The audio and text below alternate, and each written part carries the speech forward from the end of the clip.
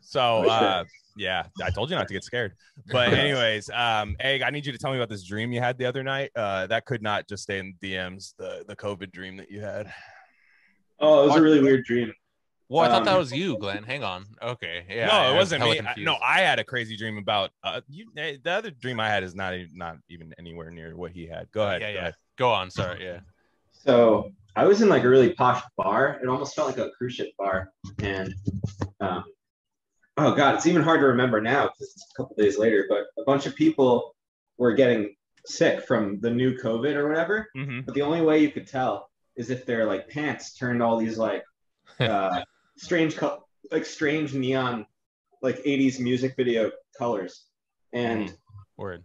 You know, it reminded me of like, I don't know if you guys were in school during 9/11, but it reminded me of when kids were getting pulled out of school, like pulled out of class, and you were wondering like who was next. That's kind of how it felt for like whoever got the new COVID. So all of a sudden my pants started glowing these bizarre colors, and it turned out I had the Delta variant, and I died.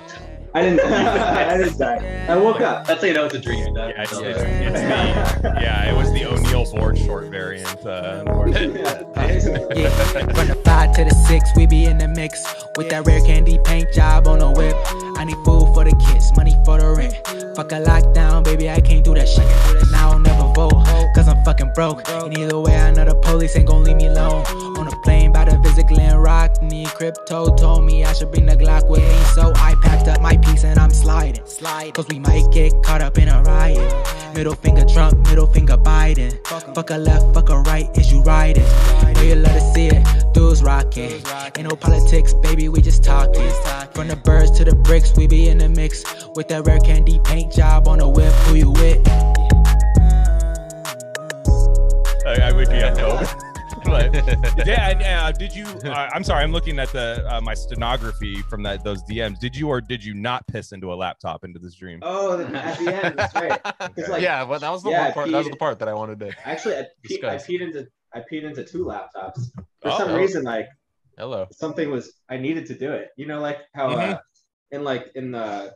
if you ever read anything about like in the World Wars or in Vietnam, they would piss on their guns in order to like cool them off. Yeah, it was like that, but with a laptop. Did somebody do that in real life once? Oh no, I actually spilled Brita water all over my freshman roommate's laptop when I was like hungover. At least it was filtered, But goddamn, not fluoride water, But actually there was a outfielder for named Moises Alou that used to piss on his hands instead of use batting gloves, and I guess that just like helped you grip the bat better. Yeah, it's such an alpha move if you're a pitcher and you're like, all right, I have 2 outs in the inning. Who's coming up next? And the guy's just pissing all over his hands. You're like, God damn it. Moist Alou. Moist Alou. Yeah. So you guys, are you guys aware that you guys lead the league in RareCandy appearances? Whoa. Third time. Third, yeah. I was thinking this was our second, but it's not. No, it sure isn't. Yeah, it's the second time. Can't tell if I'm happy or now I'm happy. I'm happy. I me neither. But yeah, you guys, this is your third time on. And Egg, I love the way you use Twitter, because sometimes I like, oh, he's gone for like a couple weeks, and then he'll come back, gone for a couple weeks, come back. And it's funny because like people will hit me up and they'll be like, hey, what happened to Egg God, man? Where's he at? And I'm saying, man, he'll be back, dude. Don't worry. Like, just I don't know. He's gone. But like then all of a sudden he'll pop back and he'll be like, yeah, I'd fuck a minion. And that's like his tweet. You're like, all right, yeah, sweet, dude. I actually do like, I like to return with like a really weird tweet to see who's watching. Yeah. I loved your Kamala Harris retweet. Yeah, the one where I don't know what you just said. You're like, you're fucking crazy. LOL. I forget what it was. Yeah, it was fucking forced vaccine one, or what was that? Something about like force feeding the population the vaccine. Yeah, she would never do actually, something. you're a fucking freak. Yeah, you're a freak. Yeah, there it is. Not in a good way. Yeah. Oh man, Headache. How you been, Headache? I'm still online here and there, but I'm not posting anymore. So it's been a few months. You're good. So you're doing well. It's like, Twitter. We were talking about this before. It's like it feels like nothing's really going on anymore, and it's just people kind of like a lot of like fighting over these really niche things that a lot of times don't make it into real life, and it's just got kind of boring. I don't know. Still kind of clued in, unfortunately, but it's not as exciting as it used to be. I know. I'm in my own bubble on there. Like I see what everybody says. I'm like, I don't give a shit about that. Here's what I care about. Like, and I just say that, and you know, like it's like a sketch pad for you. I'm the type of guy, like I don't know if you guys saw my thread. This is a long time ago, but I had one where I was talking about X Games music, like how X Games music was a genre in like the early 2000s. It was just like pop punk bands was just like, oh, I make X Games music, you know what I mean, like Sum 41. I was gonna say Sum 41. That's like the number one, you know. And then like you could even get to like Simple Plan if you go a little further and stuff, and how that goes on. I like, that's the shit I like to talk about. And then I'll tell you about how Pfizer's sucks and how Reagan took liability off the vaccine companies and stuff. Like I'll pepper that shit in there, you know what I mean? That's how to do it, honestly. Talk about like normal stuff and then casually say, oh, by the way, you know, like what's your MKUltra trigger? Yeah. I'm about 98% vax posting these days. Yeah, you're spurred out. You're fucking dude. Out. Like, that's what I do. I pick a topic and harp on it for like 19 months and then switch to a new one. You know, it's like, and then he'll be like, "Hey, let's talk about something else on the podcast." I'm like, "How about you talk about something else?" Anyways, Egg, let's get to this essay that you had. Safety propaganda. Great friend of the podcast, Adam Lear. So this is a meeting of the minds. This is what the establishment feared, and they hated it. They hate it. Adam's shadow banned on Twitter. It's very funny. It's funny because it'd be like, I'm shadow banned, 500 likes, and then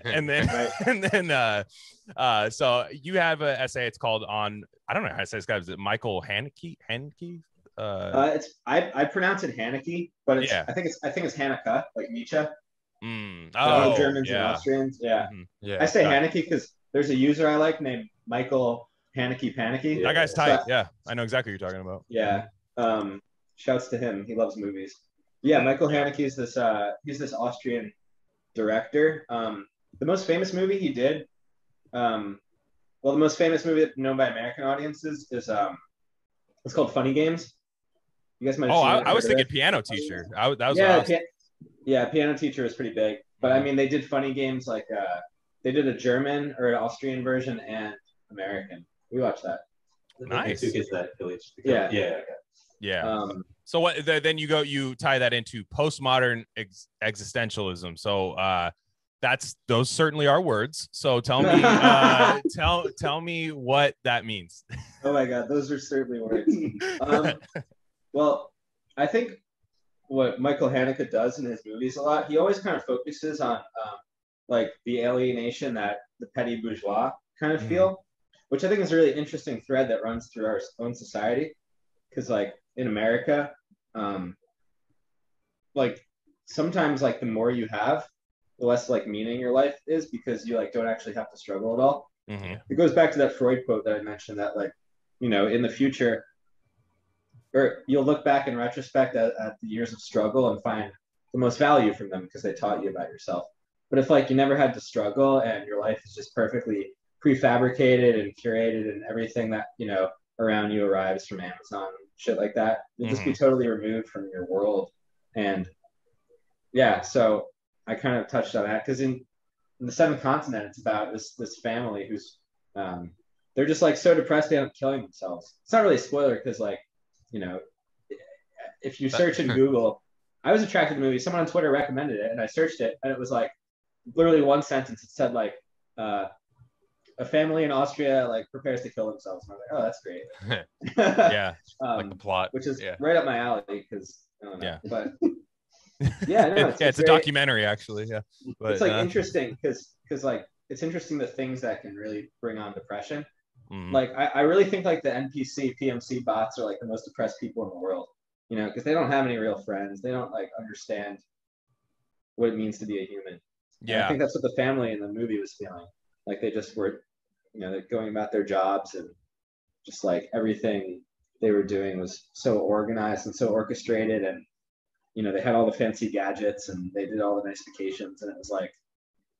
I was gonna say, sorry to cut you off. I was gonna say, is it because like those people are the ones that are like the most immersed in consumer society, right? Like everything is, like you're saying, like everything is, they have enough money to kind of buy everything they want, and like you end up just having,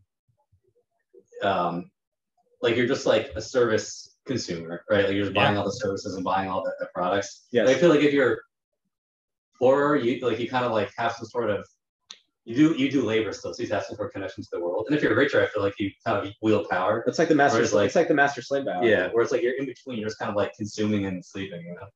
You guys know like the master slave dialectic?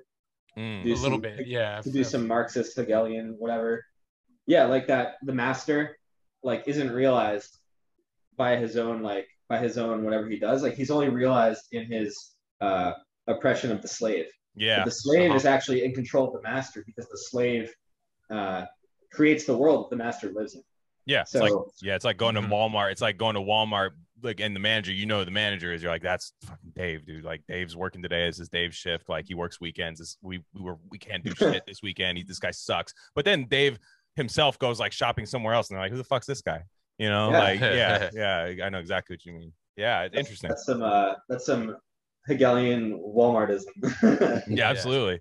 Yeah, and what I found funny, and I don't even know if this is what you were harping on, but like I've been thinking a lot about lately, and not in a bad way, but like mortality, and like especially with COVID, the people who are like 99.5% survival rate for so many people, and like these people will harp on that like 0.5%, like trying to create a risk-free world, right? Just trying to create a risk-free world, like risk-free to where like they'll never see racism in the wild, they'll never see anything, and they can't be killed by any viruses. We have shots for all that stuff, and but it's funny because you see these people, but they're so sad, yet they are so scared of death, and it's like it's a weird combination because a lot of people that are like depressed they're like ready to go, you know what I mean? Like the old school depression, right? Like what you'd hear about it, like working class depression's like, hey, take me now, but well, you hit on that in the second to last or third to last paragraph in that essay. You brought up exactly what I wanted to bring up too.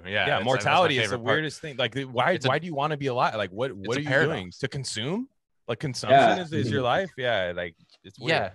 It's this. Well, maybe you could speak on that a little more, and then I'll gather my thoughts. But yeah, that was my favorite. That rung truest to me too. Yeah. I like the aspect of kind of like the accumulation of like years. And how there's no that's there's no life in life. Yeah, there's no life in life, and there's no life in death. Basically, and how literally our only goal right now is to extend life by whatever. Which is funny because we already had. With chemotherapy and modern medicine, we already kind of had this train rolling already, right? Yeah. And now that's just with COVID. It's this perfect storm. It's this invisible virus. It's this, this time when we can all order shit on Grubhub.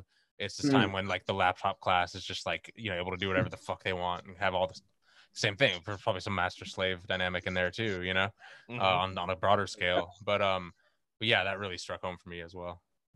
Yeah, there's still people who aren't going to supermarkets. Exactly. Dude. They're hiring a supermarket like slave to do their groceries. But the slave, right? The slave is more alive because they're the ones who are like going to the grocery and being like, well, I'm not going to get sick from fucking grabbing some frozen corn for these people. So there you go. It's very interesting. Yeah. Like what do you value? Like what do you value more? It's like Well, I wonder if like one day like. What if like life expectancy just went down, and not in like a drastic way, like over time where like we're like, wow, look at all these diseases in the world. But like, what if one day they're just like, hey man, you could live till 65, then you're done. Like, what if they say to these people, do you think these people would still consume up to 65? Like just be a consumer, pod, bug man, whatever word you want to do? Or do you think these people know that like maybe technology will always allow their lives to extend regardless of the quality of it? Do you think people would actually like, I guess it's like a social experiment. Like, do you think people would actually like, you and I were talking like having friendships, you know what I mean? Like actual friendships that don't involve consumerism. Like, do you think these people would go that route if they knew life was super finite, like had an actual end date, for everybody? Or do you think people would be like, oh, I can live till 85 and with these meds, I could live till 90, but I'm just going to stay here, click and consume. I wonder. Yeah, that's a good question. Hey, what do you think? Yeah, I was like nodding along. Because I guess you could answer it in like two ways. My personal thought is that it wouldn't make a difference. Because people don't know how to live anyway. So like, what would you do? Like, how would you even go about it? Right. How would you go about making friends? Like, you find an app for that. Like, yeah, I feel like people think they're like living their best life because it's not like there are a lot of people around them living these like fulfilling, kind of grounded, non-consumerist, whatever you want to call it, lifestyles. Like it's kind of the world we live in. I guess it would probably like you might just have midlife crises sooner. You might just buy a Jaguar when you're like 42 instead of like 61. There you go.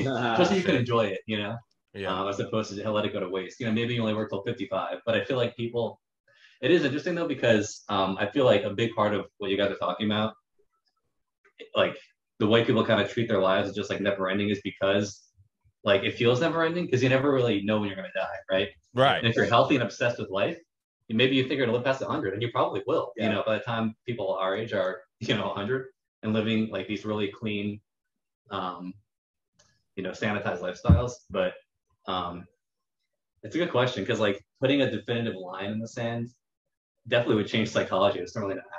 It's interesting. I mean, look at a good way to look at it about how people would approach life if they knew who was going to be up at 65. As Haneke said, like you wouldn't know how. I mean, think about how, I would say like the middle upper class and up, like what do they do in their free time? All their hobbies are extremely sanitized and totally risk averse. A really interesting thing that I've noticed is that like people like to get their kicks.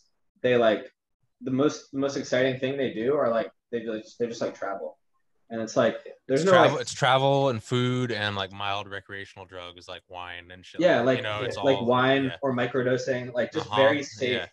There's no like sense of danger. There's no sense of like like you don't know shit about yourself. Yeah. Not only did we push away death to a further point in time than it's ever been before and out of our collective psyche, but we push it away from like our family members. They go into homes and they go into hospitals and things and this sanitized environments. No one ever dying from like an actual accident or suicide or something like that is just a total shock to our system. These days. Yeah, exactly. And it's actually interesting that like that you brought up this movie, which I haven't seen, about this whole chosen suicide thing, because I had someone very close to me a number of years back take their lives, which was the first time that's ever happened to me, like knowing someone that's happened,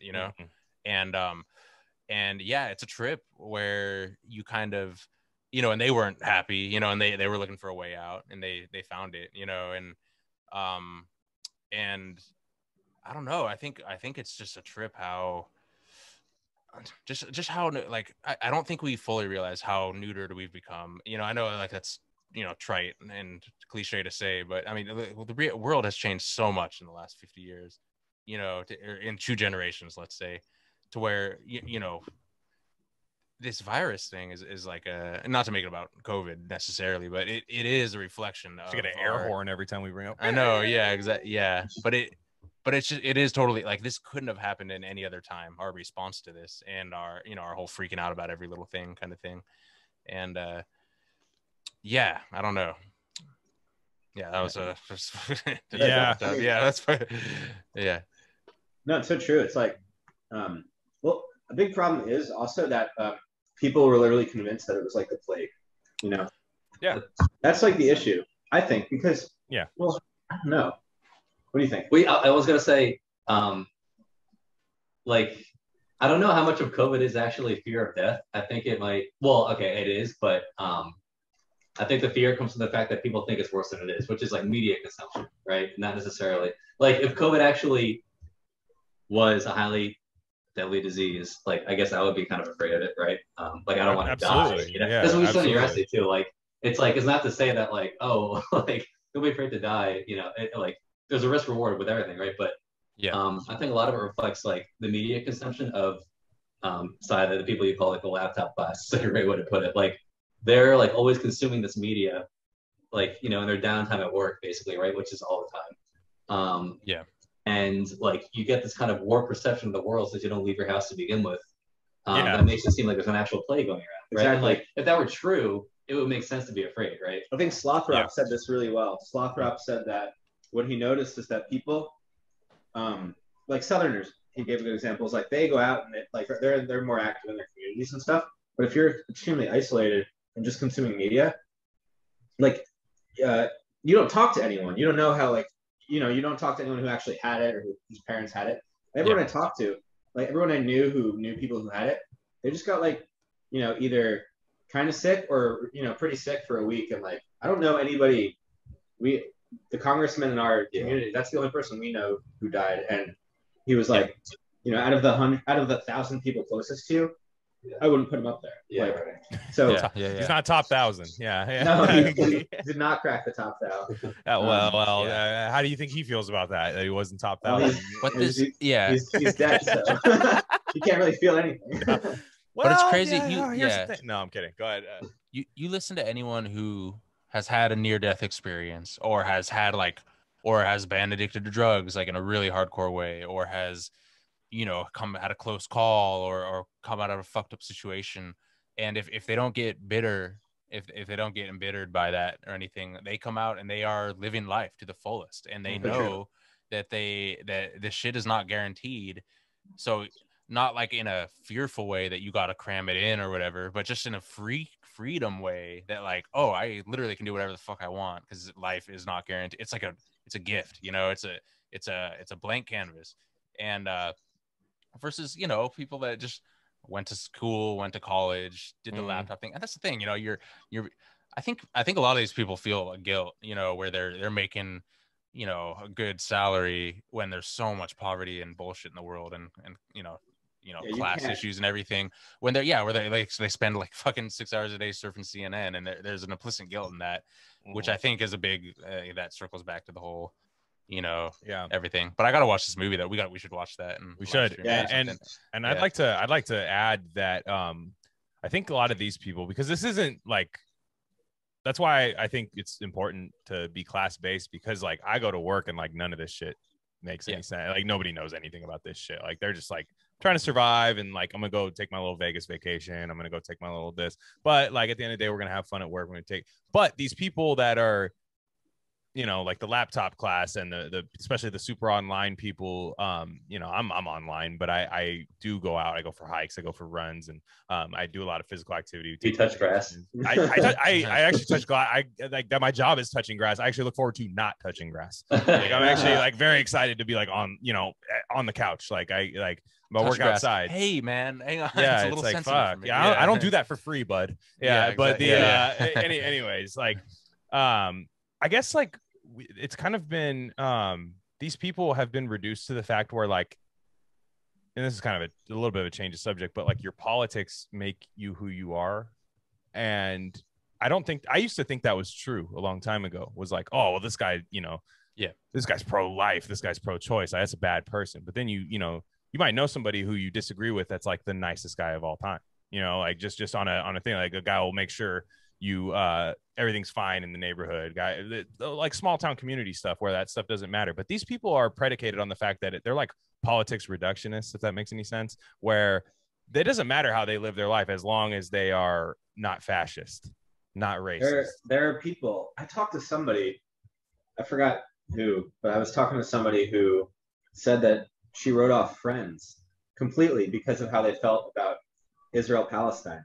And I was like, so, because at the end of the day, like if you're in America and you're posting your opinions about Israel-Palestine, it's basically like wearing a t-shirt, right? So it's like, like you always bring this up, Headache, that like fascists, like if you're like an individual who can't really affect any change in the world, like you're not a fascist. You're just like somebody who like might have some views that would be considered fascist. Yeah, because I said the same thing about communists too. Like when you say I am a communist, it's like, what is like how is one a communist or a fascist? Yeah, I agree. I don't think you can be a fascist. Like you or I could not just be a fascist. Like you'd have to be a part of a fascist party, or like be like, you made a good example. You're like, Lenin was a communist because he was the head of the communist state. He had the power to be. Yeah. He advanced communism, right? Like I don't know, like we're all just neoliberals at the end of the day, because it's like that's I'm a capitalist because I work for a wage. Yeah. I think Campbell said that we're all neoliberals. Yeah, he was right about that. It's probably true. I mean, like it's probably like you can have your political views, but you are the society you live in. I mean, exactly. To an extent, you are the society you live in, and you can have these views, and that's why. Like there's people at my work, like there's some like libtards in construction. Like there's some like super like CNN. It's horrible. And guess who does the least amount of work on the job site?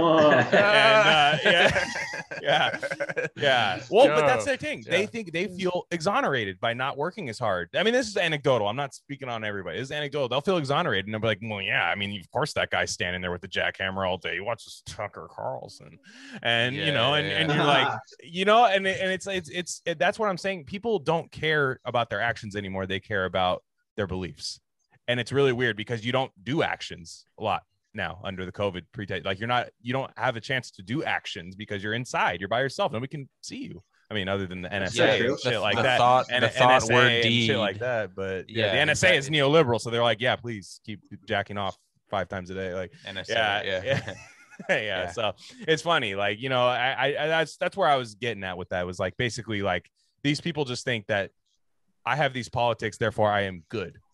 I'm going, but it's funny because they don't, like, a lot of these people are like atheists. You know, I'm not knocking anybody that doesn't believe in God or Christianity or anything like that, but I'm saying a lot of these people are atheists. So I'm like, what are you, like, what's the end game here? You want to be a good person, but for what? No, yeah, you tapped on something important there, I feel. And I've been that's the funny thing about the whole, I don't know, I'm not a materialist atheist whatsoever. I don't know how you guys feel about that, you know, philosophically or whatever.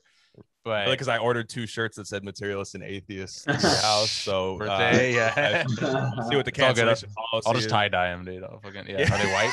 You'd be the biggest fucking loser in the world. Yeah, but I love this. I don't know if we're getting too into the weeds here, but you know, this, because it's so, you know, you guys know Sam Harris, right? Who go off on Sam? Please go ahead. You've been edging on Sam Harris for the longest time. Please just go off. I mean, I just don't like vibe with him at all, basically. You know what I mean? People love that dude and think he's like this fucking super smart, logical dude. And I mean, it's fun. Yeah, like the free will thing is interesting. I get what he's saying. You know, no free will, basically. It's all preordained because nothing exists outside. No, there's no mind that exists outside our brain, essentially, and our brain is just a byproduct of the Big Bang. Like literally, that's what these guys believe, you know. Yeah. Which I think is like a religious kind of it's fundamentalist belief. You're still feeling a void. You're still feeling that void of needing that. Again, that might be true. It's fine, you know, to have that belief. I'm not. It might be, you know. I'm not even saying that's wrong to believe that, but just this weird thing, you know. They always, you know, you don't have free will, but I want you to exercise your free will to believe what I believe about not having free will, and also get the vaccine, and also get this, and also, and no, and it's like, and it's the crazy, it's like the biggest fear of it. It used to be like you were scared of going to hell, and that's why you were afraid of death. And now it's like you're afraid of never existing ever again. So that's why we're going to artificially, like the AI chatbot girlfriend thing. Remember that on the dude? Yeah. Did you see that shit? Yeah. So anyway, it's just. I see it, but I don't want to. Yeah, you don't want to. Some guy's wife died, and he created. I don't know if he created it or had. It's happened. I think there was literally a Black Mirror episode. I know that gets overused, but like people are like, this is Black Mirror. There actually is a actual Black Mirror episode where like you lose a spouse, and like you can create like an AI chat bot that will talk to you in the way that they talk to you, which is so interesting. I feel, because that's weird, because like at the end of the day, these people who are religious and I'm not a religious person. I just have my personal belief. I don't belong to an organized religion, but I do believe in more than what I see in front of me, is all I'm going to say. And these people that's like the sign of like not believing in shit, is when I have to correct everything that's gone wrong in my life. You know, like I have to, you know, this guy's wife died. I have to be able to like AOL screen name chat, like instant message this chick, you know what I mean? And it doesn't, like at the end of the day, most religions are like, I'll see you later. You know what I mean? I'll see you later. We'll meet up later. Yeah. And you have that, whether that's true or not. Hey, that's not for me to decide, but you have that in your mind. And these people don't believe in that. So that means like they have to cram all this like insane shit into like an 83-year span. Yeah. And it's funny that, you know, when someone close to you dies, the reason it's painful is because no one can replace that person, not any other human relationship, let alone a fucking computer. You know, that's the weird. Yeah, I know. Sorry, my iOS didn't update, so I can't talk to my wife today. Yeah, I got it. Okay, I have one more. I mean, I don't know if you want to keep talking about the film, but I have one more question for you, since I haven't seen it. I just read the essay. Sure. the decision to go through with the suicide, is that like an act of courage in these guys? Because they saw the facade for what it was, and they're like, and again, we need to watch it. You know, did they wake up from the Matrix, so to speak? You know, where everyone else is just trapped. What do you think about that theme in terms of that's a really good point. So Haneke is criticized a lot for being like super cynical to the point of like almost bordering just like pure nihilism.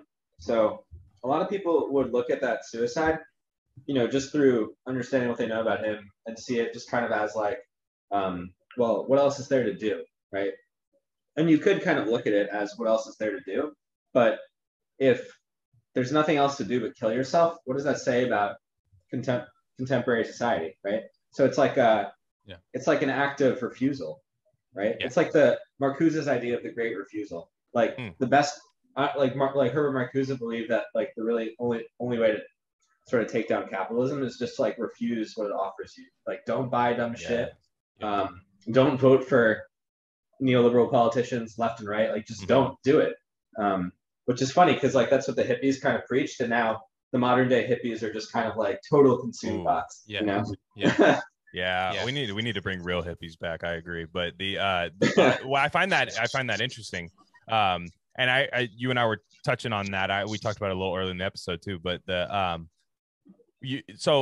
you brought up an interesting point, Egg, and I'm sure Headache, you've talked about it with Egg about this, but the in-person friendship thing, how that's more anti-capitalist than like anything, you know. For anybody on this, I really like this because this is a perfect episode to talk about it because you two know each other. We know each other, you know what I mean? Like beyond these screens, the Zoom conversation and stuff. Like, yeah, exactly. Right. Yeah. Hey, shit. I'll meet up. Like, fuck, oh no, for sure. I do. We're gonna do a world tour one day. I mean, I don't know. I'm sure they're gonna make me fucking Moderna triple mask fucking you know. You're crossing the Ohio border. Yeah, you're gonna need. Have you seen Kentucky's ICU situation? But anyways, 8 people are in the hospital right now. But anyways, like the in-person friendship, how that is anti-capitalist. I think that's great. But I'll allow you to elaborate on it. But like it's interesting because I guess what you were saying was consumerism. Like friendships aren't consumerism, right? I mean, sometimes you'll go out, like you have do you ever have certain friends where everything involves like a financial transaction? Not so much that you're paying each other, but like we have to go do a thing, like for us to hang out. But you have a real friend where it's like, hey, just come over to my house. But hey, you ever invite somebody over and they're like, what are we going to do? It's like, what? Why do you care? Yeah. You know, like, so it's interesting. Like, please elaborate on that and do a smart guy analysis of what I'm saying. That's why we have you guys. I gotta be honest, I'm kind of retarded. Go. Oh wow. We've been talking about this like a lot, I guess. You know, we have a pretty good group of friends that we've like kept in touch with since high school, and you know, it's sort of interesting because a lot of like the neoliberals online, you know, like the left neolibs, whatever the radicals, whatever you want to call them, they're always focused on like what the hell is it called? Like mutual aid or like building like local power. I hate that shit. And I'm like, dude, just like have like a good community of like friends and family so that like you know you're gonna be good. Yeah. But like a lot of them are just like incapable of having friends that don't, as you said, either revolve around like the commodity or where they sort of see themselves as commodities looking to like accentuate another commodity. Right? Like that goes back to identity, right? Like if you decide to be the goth kid in high school, you're going to look for other goth kids. That hasn't changed, right? Yeah. A lot of people just kind of look at other humans like furniture, you know, like how am I going to furnish my house? How am I going to like make, you know, what friends are going to accentuate me in the way I want to be accentuated? So it's tough to escape. I mean, you can see it in the allegiances that people make on Twitter, right? Like, it's funny because there are people who I have like an alt. I'm sure you guys know my alt, but there are people who won't associate with my egg god posts because you know I'm deemed whatever bad man by some of these people. But they'll like all my other. I love that. Yeah, I know what you're talking about. I'm just like, so what? Like, what are you doing? Like, are you? The AGOT brand is toxic. Yeah. Yeah, exactly. Yeah. And that to me reflects just kind of like viewing the world through like just a mode of consumption, right? Just being like, well, I am not a person. I'm just who I am by what products I consume. Do you want to talk about this is a thought that you had, a big pet peeve of yours that probably like started right when Venmo came out. Speak on it. Yeah, well, I want you to speak on it. Yeah. Like 7-8 years ago. Kind of drunk, honestly. No, but Egg always hated when friends would like obsess over Venmoing each other, like down to the dollar. Yeah. Going to dinner, right? And like we couldn't really put it into words because this was like right out of college, you know, like we were like 23. real little kids. But like it goes back to that where it's like a real friendship isn't transactional, right? It's like a break from the market, right? Yeah. Like I think it's like kind of like to summarize, like it's a lot of these online friendships in particular are completely absorbed by the market, not by what do you call it? Like monetary, but like social markets, right? Like social capital, like followers gets you something, whether it's finances or clout, right? Clout can be exchanged for money. It can be exchanged. Oh, sure, yeah. Like right. It's exchangeable. It's exchangeable for sure. It has purchasing power. And like when any relationship is attached to that kind of dynamic, it's impossible to actually like form friendships, in my opinion. Because that's transactional. It's reification. Like the market. Who was talking about? Yeah. Or go ahead. Where where social relations are frozen, where you can't escape a commodity relation between individuals and things. Yeah. Venmo is a perfect example. Like the constant need to vet. But I noticed that the people who are most obsessed with like Venmo are like the upper middle class. Exactly. No, that's what I was just gonna bring up. Like and that's just it's always the poor people that are like, just give me next time. It's so true. Like poor people like literally will give you the shirt off their back even if they only have like one shirt. It's like it's so fucking true. Like it's that Warren Buffett shit. That's why I hate Warren Buffett. It's like I hate billionaires that are like oh, me, I'd get Kirkland signature khakis. Like I fuck off. Yeah. You know what I mean? Checking the price tag, like Warren Buffett walking through Costco and he's looking at like, oh, $23.99. That's you're hoarding this wealth and you're not even cool enough to get like cool with it. Ball out. I want billionaires that ball out. That's how I know. That's how I know you're truly like you have a pulse. You know what I mean? Like not like Cuban pill. Mark Cuban. Like guys like we've talked about that, but. No, you're right. Like Venmo, I was laughing. I had this like coworker, and I'm very like prompt. I'm as soon as like I have a debt, I want to pay it off, like to a person, to a private company. Fuck off. Cause send me the letter with the red letters on it. Then I'll start paying. But certain people, like if I find out like somebody, for whatever reason, like, oh, they don't take debit cards here, and this person had cash, like at like a food truck or something, and I'll be like, oh, hey, I'll get you, like I will literally pay that person within the like 5 minutes. But this person, right, it was that situation. It was at my job, and this guy, like, this was a manager at my job. He has a little bit more money and stuff, and he was like, yeah, no, I got you.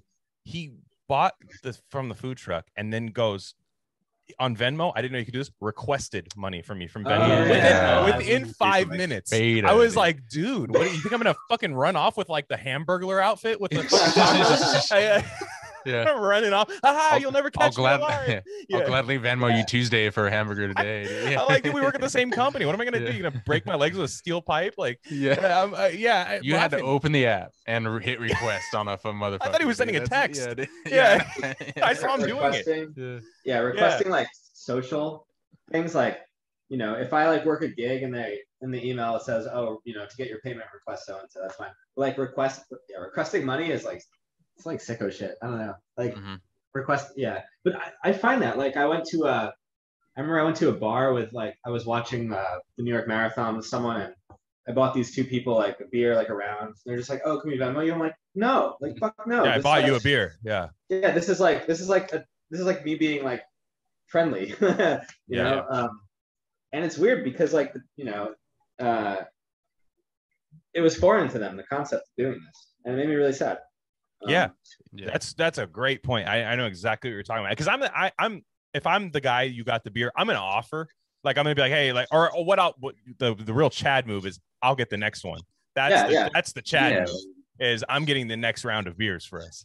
Like that's what you do. Not like, hey, can I Venmo? And then we're just back and forth Venmoing all day. Yeah, and we're staring at screens and we're just staring at our screens at the bar. Yeah, exactly. It's like the I mean, I'm sure you guys hate this, but it's like the well, actually, I learned this isn't in California apparently. I know you guys are on the West Coast, but the scanning the dinner menus at a restaurant. Oh my god, I hate that shit. Yes, I like you can't even get COVID through services. Yeah, it's bad. It's I know. You know what's funny is like, and I have to throw my mom. My mom is very like neo-lib. Like we don't have a lot of money, but like she's another one of those people that thinks we'll have more money if we live this lifestyle, if we do the neo-lib shit. Like she's kind of like it's very odd. But like we were out having a great time, like in this downtown area where we live and stuff, having a great time, having beer somewhere.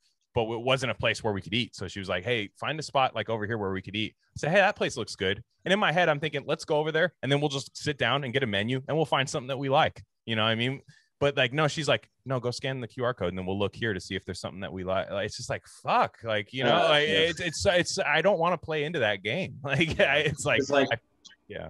You're not far removed from like scanning a QR code and then just like ordering through your phone and like having no like interaction with service, you know, and then boom, that's another job that's like shot, right? It's just like training. It's just training you to get used to exactly. And just on a purely technical level, half the times it's like some dumbass PDF that you can't even zoom in on, and you're like, what is it? Fucking, is that nachos or cheese? Yeah. There's no reviews. Oh. Yeah. Everything is this way. Everything is like, we have to use the fucking phones for it to avoid COVID. It's so dumb, man. It's so, which is dumb because that technology was ready to fucking go. Yeah. And we're like, when do we drop this? And they're like, oh, how about now, March 2020? And it's like, it's so annoying. And yeah, exactly. And that's why I'm so mad at like, that was when you told me about that, because like for me and him, like we've known each other forever. However, in the last year and a half, pretty much been this is how we've talked. Yeah. And he came over to my house a couple of weeks ago. Like, and it was like cathartic. I don't know about him. He's probably he's probably like, you're gay, whatever. But I'm like, it was cool. I was like, damn, it's crazy. Now our conversation literally the same as we talk on the pod. That's just how we talk, and like, whatever. But it was like, damn, like I'm talking to you. You're at my house. I'm offering you food from here. Do you want? You know, my wife had your fucking home brewed beer that you saved. Home brewed beer, typical California shit. Made a plant-based meal and had a home brew IPA. Dude. Yeah, home brew. It was very Californian, and so like, and then I Venmo'd you the appropriate amount. Yeah, I did. What about the labor? Yeah. Oh my god, we had a friend. Mutual aid. Yeah, I know. I brought out Das Kapital and said, "Hey, excuse me, sir, you owe me some money here. You've exploited my labor." And no, it's crazy. Like it was cathartic in a sense where it was like, damn, dude, like we're talking the same, we're speaking the same, but it was like an overall ambiance that you can't get from a screen that just is great. And like I like going to a restaurant. There's these neoliberal shit is the fear of the unknown. I've come to realize that they're trying to they want no risk and no unknown, right? It's the Along Came Polly Ben Stiller character who's a risk assessment guy who's like, don't step on the subway, great, don't step on this could happen, this could happen, regardless of the percentages. Just that one, any percentage of a bad situation happening means a bad situation is going to happen. And what I'm kind of like, if I go to a restaurant now, I don't even want to, I like to look up like maybe some pictures of the food. Oh, that looks good. But like, I don't want to know what I'm going to get. Yeah. Like I want to just go there. I'm going to be like, look at the menu, order a drink and be like, this is how you do things. This is what we did 10 years ago. You know what I mean? Like why is it so foreign to people now? Yeah.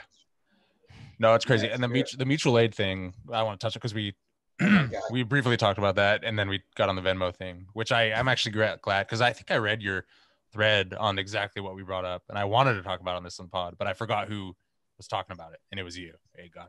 So thank you. But the mutual aid thing is so funny. I mean, the first time I heard that, I got that creepy feeling of this, like, oh, this is some weird, like, this is some weird new left shit or something, you know, and I mean, besides the obvious fact that it's clearly like a psyop to get us to pay for each other's shit instead of actually like stopping the extraction of wealth by fucking the elite from, you know what I mean? You know what I'm saying, right? You know, or like AOC is saying like, we need mutual aid. It's like, no, we need you to do your fucking job and like actually get, you know, our politicians, like your own, the most libertarian thing I've ever heard of all time of any politician is an elected socialist telling me that we need to do mutual aid.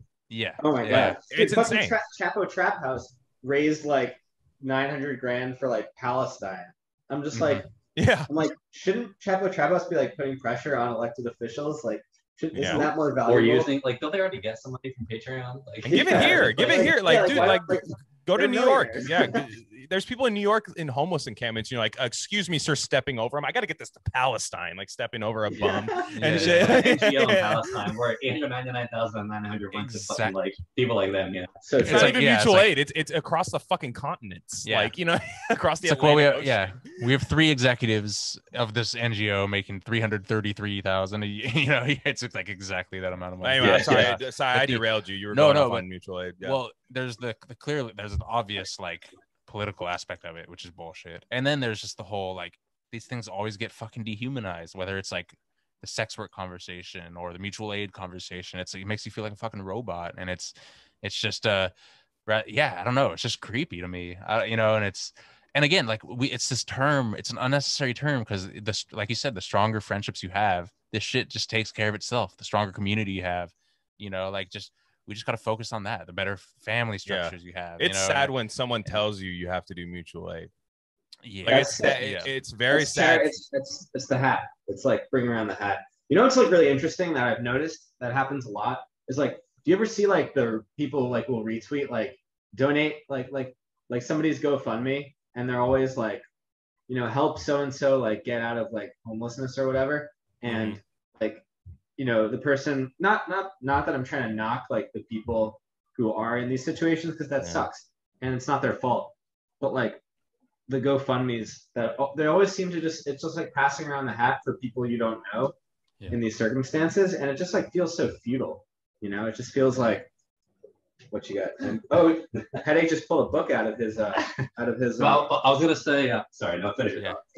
No, I was just saying how like the public is almost like shaken down by like these stories. Like I remember like reading something about how like GoFundMe like accounted for like 30% of the money that was like given toward medical procedures. That's insane. And like you can't knock people who donate, because like it's better than nothing. But it's just like that should be like that's outrageous. Like that should.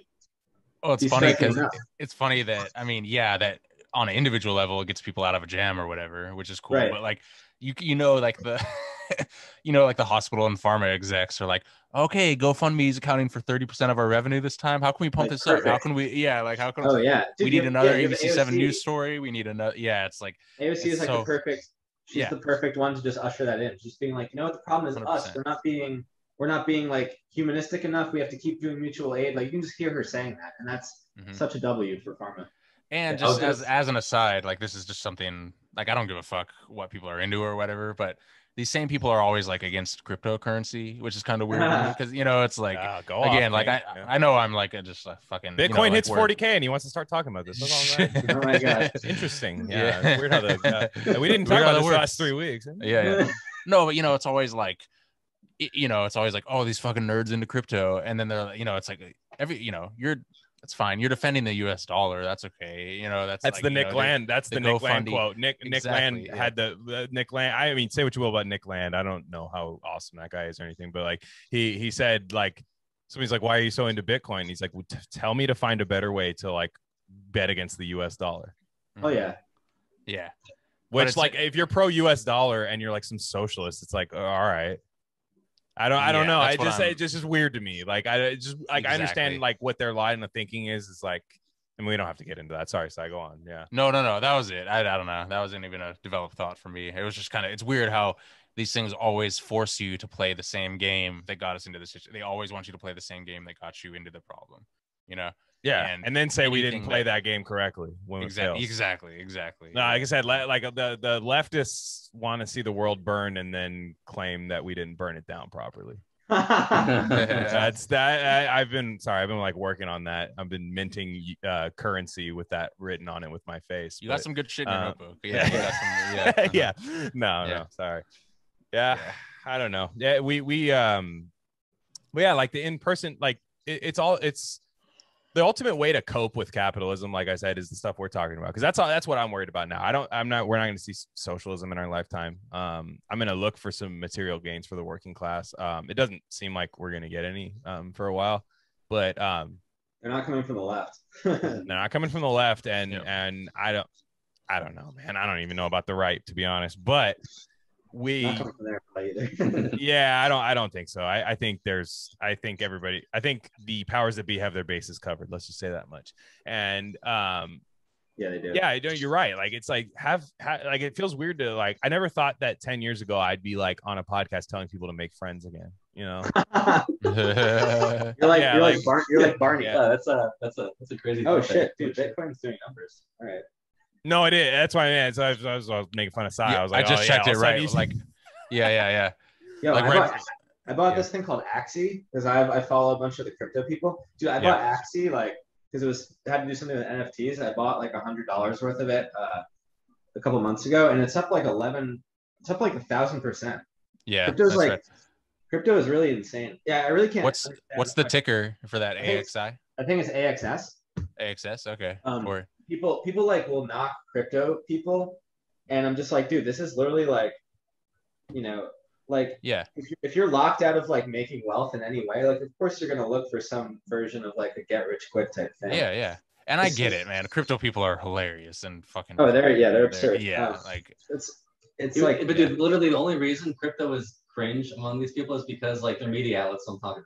Like, that's literally it.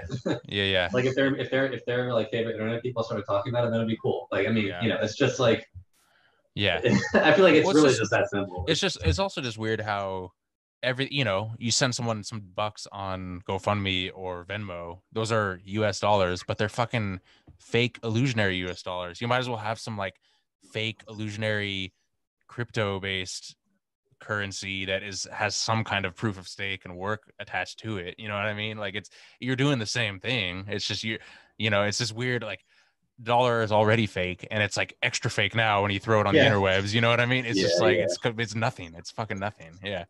And I'm not even like an anti like fiat guy or whatever. I don't know. It's just interesting. I'm an anti fiat. Those cars are gay. Yeah, but again, it's a cultural thing. Yeah, they're whack. Yeah, are those the minis? Right? They look like those dumb smart cars. Like I don't know. There was a conservative guy that I'm sorry, I did completely no, I'm done. Crypto, I'm done. but there was like the fiats are like those little tiny, like they're like the size of my laptop, like just little tiny things, and you sit in there, and they kind of remind me of how Marie Kondo would construct a car, like where it's very minimalist, like you just need like something that encases your body with like a gas pedal, but we have these things in the Bay Area. I don't know if they have them everywhere. They're literally called smart cars, and they're basically like just one player games where you've seen them. And like there was this conservative guy like at my work, and he was like, we work out in the road, so we saw one drive by. He goes, "How smart is a car if a fucking semi hits it and it fucking demolishes it? Really a smart car? I call it a dumb car." And I was like, honestly, it's not very smart if you get hit by anything. But nonetheless, I rented one of those once. It was scary as fuck, dude. It was They're like the evolution of the Beetle, Yeah, you go over a speed bump and it sounds like fucking Normandy and shit. You're like, oh man, yeah. And it's like, I don't know. I just feel like it feels weird talking about on Zoom in-person friendships. You know what I mean? Like, it does feel weird talking the way we're talking, and it's like a paradox that I run into a lot where I'm like, well, I'm online like doing a podcast, telling people to go outside, telling people to do this. Mm-hmm. But honestly, like, what else can you do? Like, there's another game in town. Yeah. You have to I've always believed that like Twitter is the reincarnation of like the Greek or the Roman agora, like where people would go and share ideas and stuff. And it's like, this doesn't really exist in the world. Like you don't really run into people, especially because I'm in academia. Like I'm vaguely or sort of in academia. I'm just an adjunct, but like I've been in meetings and these people don't talk about ideas. They're just like they're bottom liners. They're pragmatists. They don't talk about ideas. Twitter's like, like you've learned more on Twitter than you have in all of academia. Yeah, exactly. Oh yeah. Like my students are always surprised because I teach mostly freshmen. They're always just like surprised by my class because like I'm more focused on ideas, and a lot of them just always are worried about due dates and this and that. I'm just like, dude, like the reason you're in college or the reason you should be in college is like to like grow as like a critical thinker so that you can like. That was my problem. That's why I dropped out, was because I went to college, and this is actually a perfect time to talk about this. When I was in college, like I've always been like a like a 2.8 GPA guy. Like that's always what I was in high school. 2.8. I could play baseball. Yeah. Like I wasn't out on the bubble maybe a couple times, but like, you know, I'd crush a couple classes, fuck up a couple classes, and get to a 2.8. And so I get to college. I go to a state school. This is during the tuition hikes too. So they're charging, like in 2008 in the CSU stuff, there was crazy tuition hikes. There were like protests and everything. So I'm there, and I get there, and I'm looking at the people who are doing well in school, like next to me, and I'm like, these people are fucking retarded. Like I'm like, this person, like, I'm like looking at this person, I'm like, you are stupid. And like that was where. But then somebody summarized it to me, like at college. This guy dropped out too, so me and him were on the same page. But he was like, some people are educated beyond their intellect, and I was like, fuck. You're right. What? Like that's exactly, and like like college, if you were to take just baseline level classes with baseline level professors, average everything all around, you have to just be like a recipient of information, and then write it down on paper and forget it. You know, that's like. Well, and I would even modify that slightly. That yes, generally speaking, people are educated beyond their intellect. Because it's just a jobs training program, and not a real job, not like a skill set, but like a fucking, again, a laptop class kind of thing. But even for smart people, it's dumb inducing. Like look what's happening. Yeah, but you're not what I'm talking about. Like, no, well, I'm not talking about me. I'm saying like look at someone like, you know, like, I mean, again, not someone I totally agree with on everything and whatever, but like Brett Weinstein on exactly, yeah. Well, like, you know, his. Not, you know, just as an example, just like his COVID stuff with, you know, where he's like extremely careful, like extremely normie, and it's just like, hey, like maybe big pharma is kind of like controlling shit, and you know, you can't be too careful for these guys. You will be sucked in and you will be spit out. You know what I'm saying? Like, you know, even for the smart, because I'm not, you know, again, we talk about how like doctors are dumb or whatever, or, you know, philosophy professors are dumb, but like a lot of them aren't. They're just not. They're just lazy. They're intellectually lazy. Ooh, you know, I like it. That's curious. They're just boss. Yeah, exactly. Yeah, and it's their goals, their ambitions don't lie outside of like doing well at their job. Exactly. Facts. Jesus. And nothing good can come out. No good thought can come out of that. You know, and you know, we've talked about before about, you know, the whole adjunct scene and how everyone's, even like even in academia now, everyone's a gig worker. Right. And tenure's gone from like what 75% to 25% in a generation, you know, which is kind of wild. Yeah. And what do you have ambitions beyond it? Do you ever get, because, you know, it seems like for every teacher that I know that is like based, like I'm like you are, you get kind of, I'd assume you get kind of high off of like the kids actually respecting you and being like, oh, this is a real one right here. Does that kind of happen to you where you're like, where the kids actually respect, especially since they're freshmen and shit, they're actually learning something, and this is actually kind of tight. Yeah. A lot of times they're like, well, there's a good quote from, I forgot what thinker it was, but they said like that, you know, you should always be skeptical of people who are in power telling you that, like, oh, don't worry about my power. So I really have to do a lot of work to tell the kids, like, look, don't worry about your grades. If you get most of your stuff in, you'll do fine. Like, just be here to like ask questions and like try to figure out, you know, what you're curious about and things like that. Yeah, it's so easy. I mean, what I think Haneke and I were talking about this is like, I find that the teachers and professors who like are the most stressed out are the ones who are like most obsessed with like their hierarchical role, you know, like the ones who, because I'm not like, you know, one of the reasons why I was attracted to like communism when I was like a little younger is because it removes like kind of hierarchy. Everybody gets a voice. And that's how I was raised. My mom always said that. She's like, you know, because a lot of kids are raised like, oh, respect your parents, blah, blah, blah. But my parents were always just like, oh, we want you to have your input, regardless of how old you are. Yeah. And so that's kind of how I do it with my students. Like, you know, I'm not afraid to learn from them, because even if they're not as educated or as old as I am, it's like, yeah, a lot of them have like had better takes than I have on certain things. I'm like, yeah, you're fucking right. So as long as you don't make people feel stupid, I think that's the best way to get them to care. I mean, going back to doctors, right? Like, at my doctor's office, I always end up seeing a nurse practitioner who I like a lot better, because I'm sure she's given shit by the doctors, so she can like actually talk to me. I'm sure she can talk to me like a person. Whereas when I see the doctors, they just like, You're talking to the CEO when you talk to the doctor. Yeah, exactly. You're talking to the manager. Well, doctors are retarded is probably the mission statement of this. Yeah, for real. Yeah, it's on the thing. You got to touch it like Notre Dame players. They touch the sign before they come out. Yeah. Doctors are like maybe the most neoliberal like brunch subjects ever. They're salesmen. They're fucking salesmen. They're doctors are salesmen. That's all they are. I said this exact phrase out loud like less than 12 hours ago. Dude, it's so fucking true. Like they're just fucking like the marketing department for pharmaceutical companies. That's crazy. And imagine the depression. Again, this goes back to that fucking essay in the movie. Like, because the MCAT is legit hard. It's like you have to know a lot of physics and chemistry and shit, and like study a lot of it's a hard test to pass. Imagine the depression where you're just like you become a doctor and your life isn't even about helping people, and you're just fucking cucked by the pharma CEOs, like literally hawking their products.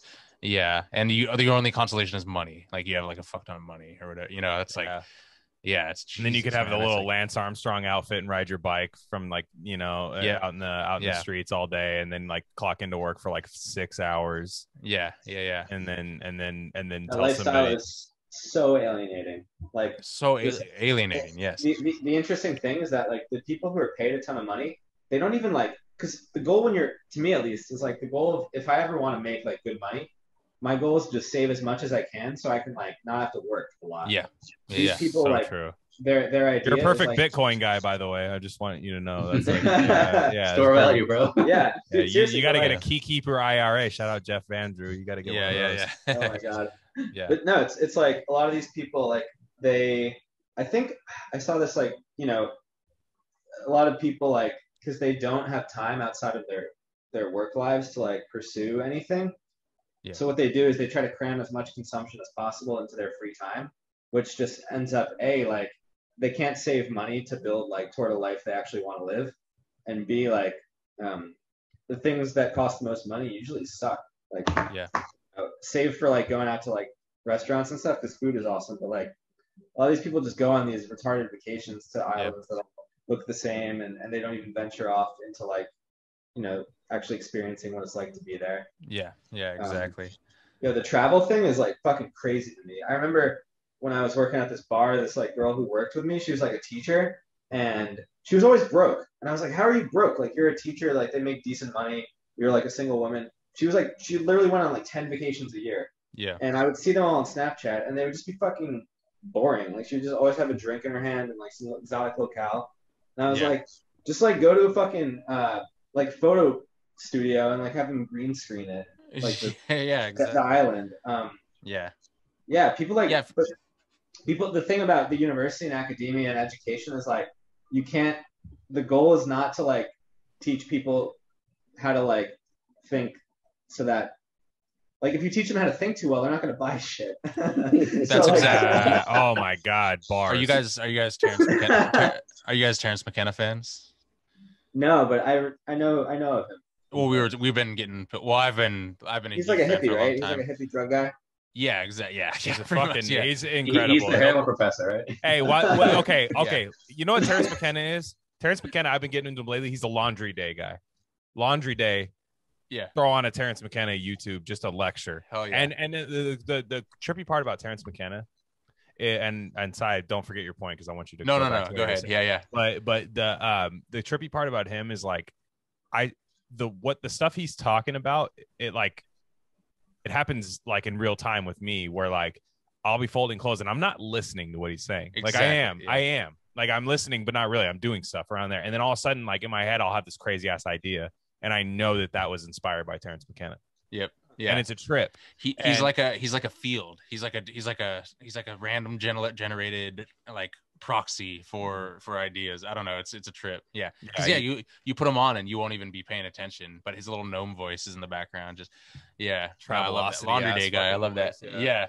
But he said exactly what you said about you educate people to a certain degree, and it just you educate them out of the consumerist mindset, and it's boop, can't do that, that you gotta reel that back in. And he was a Berkeley guy, he was like was one of those many of those dudes at like Berkeley in the late 60s type of dude, right? Yeah. But then he said he was like, he was like a fucking exactly. Yeah. No. So I was thinking of American Psycho. Like it's one of my favorite clips. It's like where the guy's like, he was part of that whole Yale thing, Paul Allen. Yeah. And then he's like, the Yale thing, and he's like, he was doing copious amounts of drugs and having homosexual sex. Sorry, go on. A beautiful line. I love that. One of the best lines of any movie. in the movie. Yeah. Sorry, go on. But he has this. He always talks about like how he went back to Berkeley, and it was like same thing. Everyone was getting educated out of everything, and then he went back, and he was like, it all like Berkeley, even fucking Berkeley became like all about like data entry and ledgers and just like studying how to become like literally a trade school for being like a lame ass like office worker, and just how everything gets scaled back like that. It's pretty interesting. And there's a lot of the hippie thing is like again, it is a straight consumer with like 4 O's, consumer lifestyle now, which I actually wanted to. Do you have any more? You want to elaborate on that? Because I consider myself like a hippie. Let's make that the last thing we talk about. I think that's a good thing. We'll do that. Yeah. Because I've seen that. I'm like, holy shit! Like to be a hippie now, you're literally just like buying blenders and solar panels and shit. Like it's just like a whole new. Got my NutriBullet, my tie-dye shirt, and I'm good to go. Yeah. Yeah. Wait, what's your question?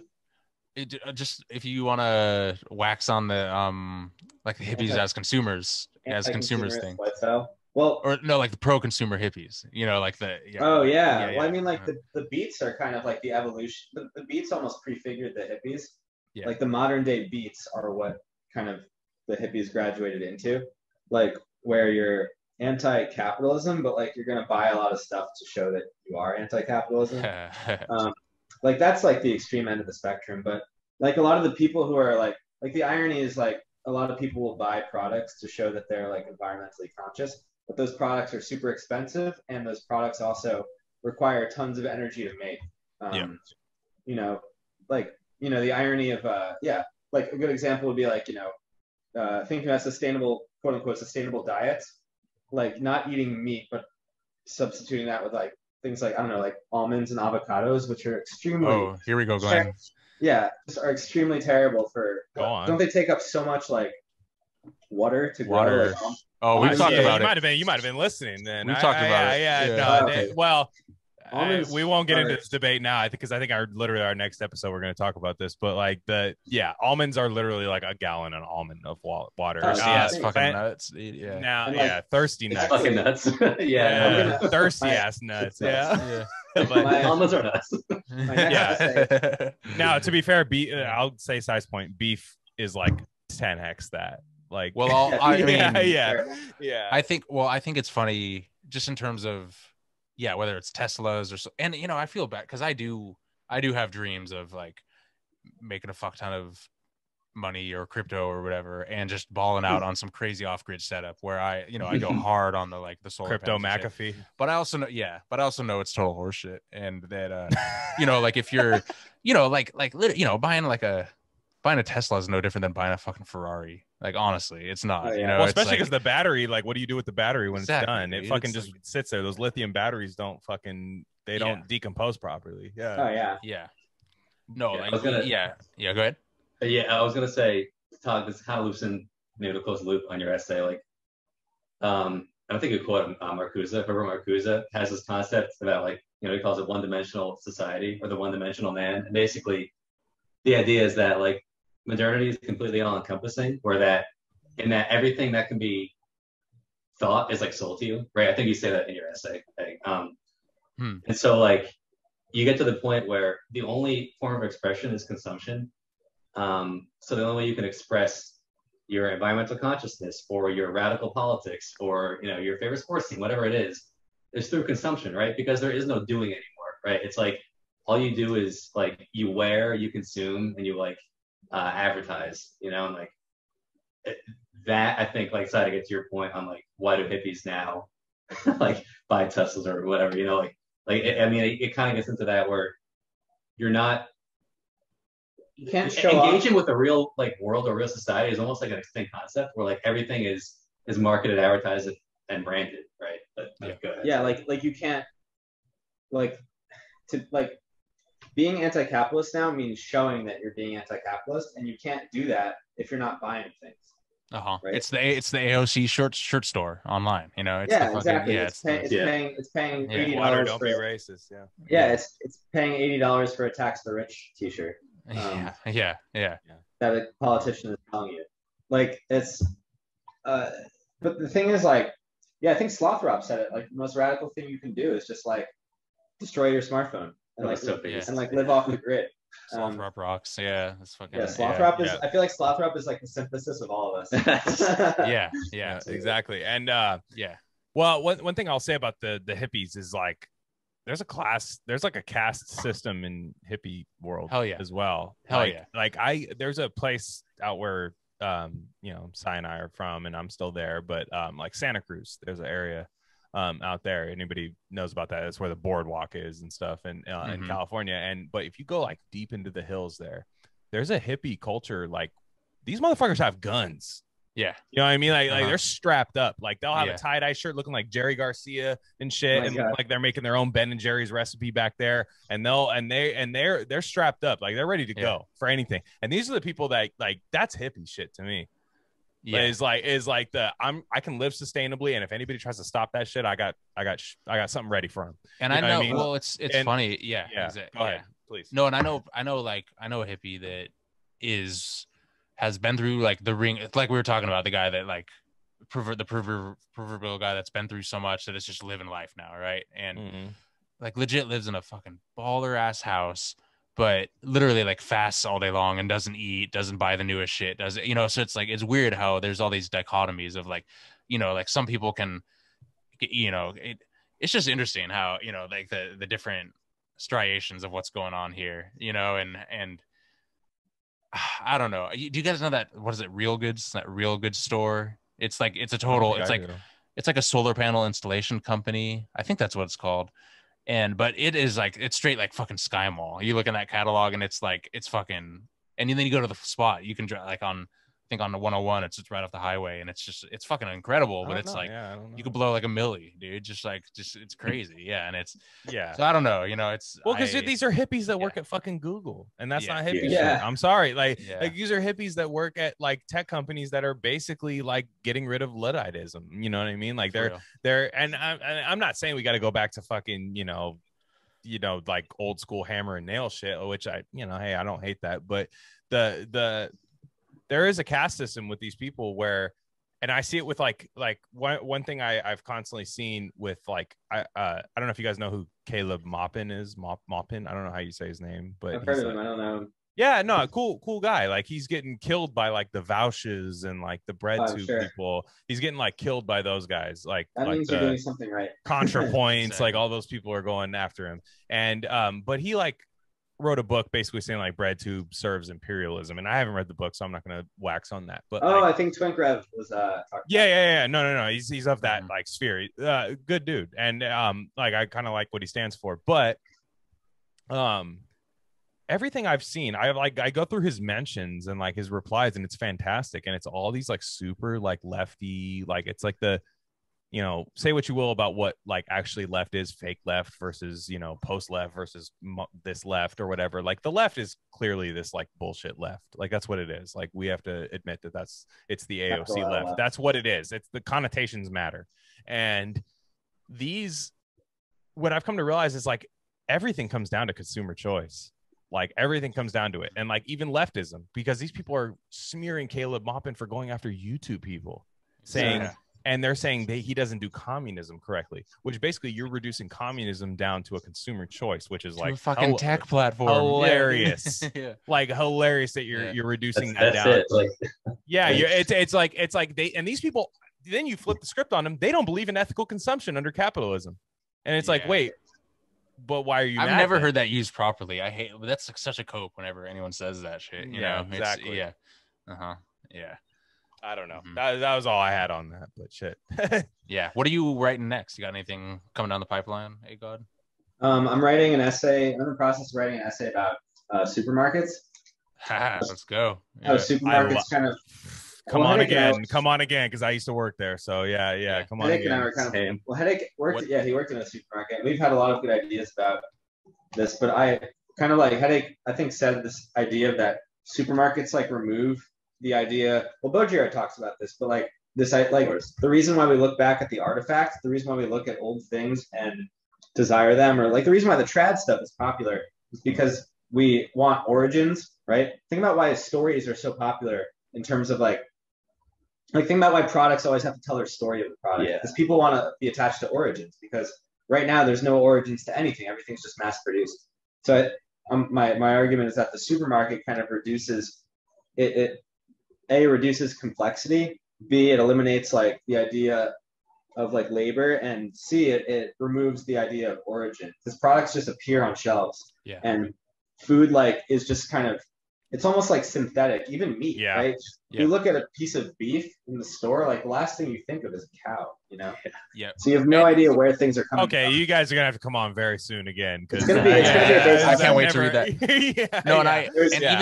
And I was just thinking, right when you were saying all this, I was even thinking of well, first of all, it's like, especially post-COVID, I can't even go into like a supermarket anymore without just having the most like alienating, as you say, experience. It's dystopian. But at the same time, if there's a motherfucker stocking the shelf when I'm trying to get something, I'm like, why are you here, bro? Like you have to be stocking this shelf right now. I need this product right now. You know, it's where it's like even the fact of, or even the instance of someone putting something on a shelf is so like jarring to the experience of it just being there for you, ready to plug. Wow, that's so true. So it's like we've all been fucking psyoped into the supermarket. Just to wrap up, because we were talking also, well, obviously about COVID, but like the whole group of people that was like, we should have just shut down society, right?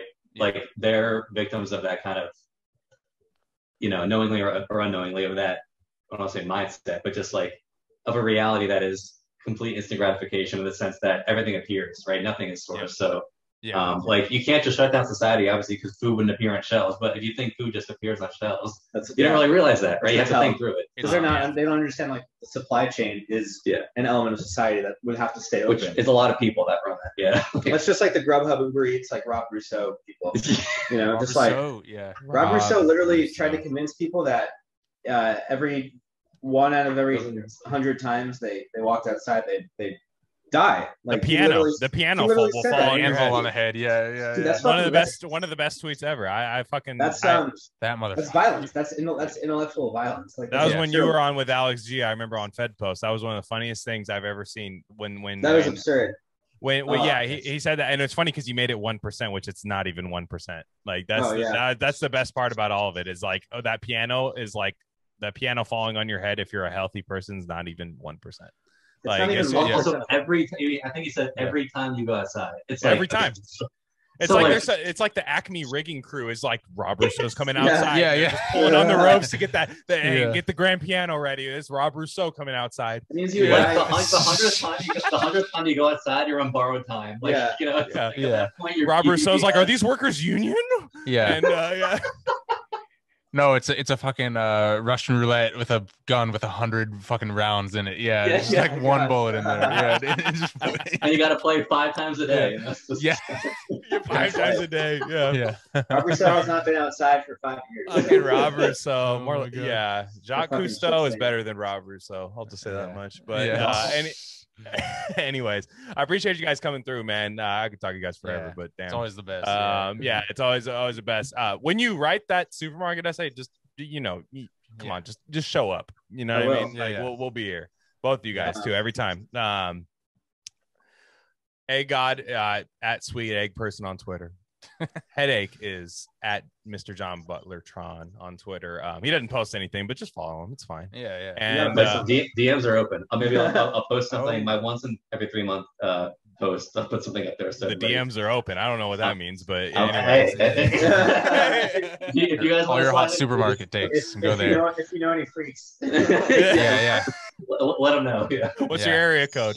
Anyway, drop that later. I'm at Glenn Rockney. He's at Crypto Size. This is at Rare Candy Pod 1. We have a Led Zeppelin live stream coming on Thursday. More episodes coming soon. Appreciate you guys for coming through. Subscribe to the YouTube channel, and Apple Podcasts, leave a review. We get killed in the reviews sometimes because of COVID stuff. So if you like us, just tell Apple that you like us. I mean, that's personally not what I would do, but it's Apple. We live in a society, and yeah, that's it for us, guys. All right, peace. All right, peace. Thanks for having me.